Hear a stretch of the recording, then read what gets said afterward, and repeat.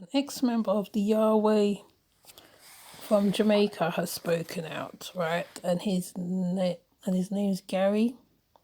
So, while Yahweh said in Norwood, St. James wooed followers with benign message that soon evolved into toxic cocktail of mind control that entrapped believers with dogma, says a former member of the religious group at the center of the police probe into human trafficking and child neglect and sexual offences. Gary McIntosh, who worshipped with the group for 11 months along with his 44-year-old wife and daughter, unmasked the religious group's strategy of retaining members as a classic case of brainwashing, even up to the point of acceptance of wife swapping. The first thing you have to do once you become a member is to cut off any type of communication with your family. If you have brothers or sisters, you cannot speak with them anymore, neither your parents, said the 48-year-old who was appointed an elder, if only for a week.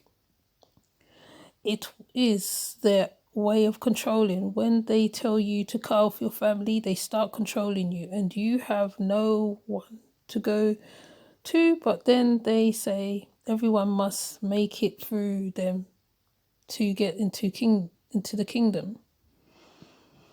Now, McIntosh eventually found the strength to leave what he said had become a cult after two young brothers, Omar and Jovan Jag Thompson, told over the reins.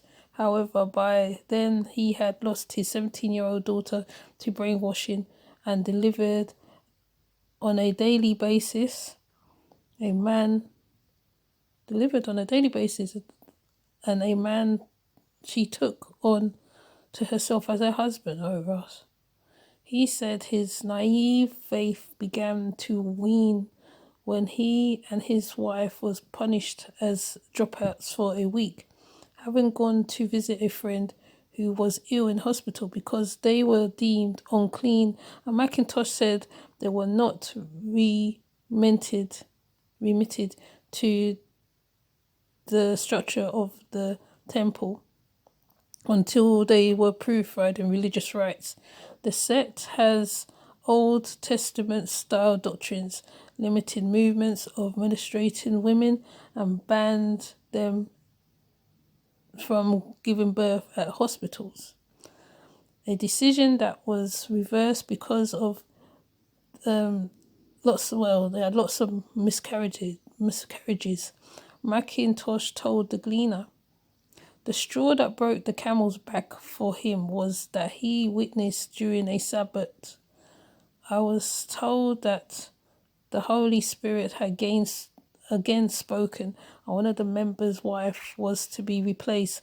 So they took a 60-plus-year-old woman and placed her in front of the man and declared them as man and wife, and he revealed the shock in his voice had hard to disguise. When it happened, I told my wife it was time to leave, but because we were dropouts, we were forced to leave our daughter. McIntosh confessed later that the night he went back for his daughter, but was told that she had already been married off. McIntosh said that he was eventually allowed to leave the compound with his daughter, but not before being peppered with curses and threats. They have been praying for my death because they have a way of praying for the death of those who leave. A man who used to be there, who has stopped talking to me, started talking to me again because he saw that I had not died, he said. The apostle who left Yahweh in November 2018 said that although there has been an exodus of believers, those left behind have had their phones taken and SIM cards destroyed to prevent them from contacting family members. Members, he said, were forced to turn over their assets, a claim in the narrative of 75-year-old Clifford Preston, who said he was beaten, stripped naked, shaved from head to toe by leaders of the sect. McIntosh said the members are not necessarily uneducated. Every woman from Cayman Island, even a woman from Cayman Island who has a big job, left her job, called her mother, and is living under the tent set up to house members. She is pregnant. She has given away her 15-year-old daughter to a man while she herself is pregnant for a married member, said McIntosh, also referencing a blind man from Hopewell, Hanover, whose wife was offered to another man. A policeman with whom the Gleaner spoke said, prior to the two security operations last Thursday, 2 days ago, law enforcers could not confirm any abuse at the Yahweh complex, which they had visited before and investigated complaints. When we went to the compound, it seemed like a homeschooling facility, said the police inspector.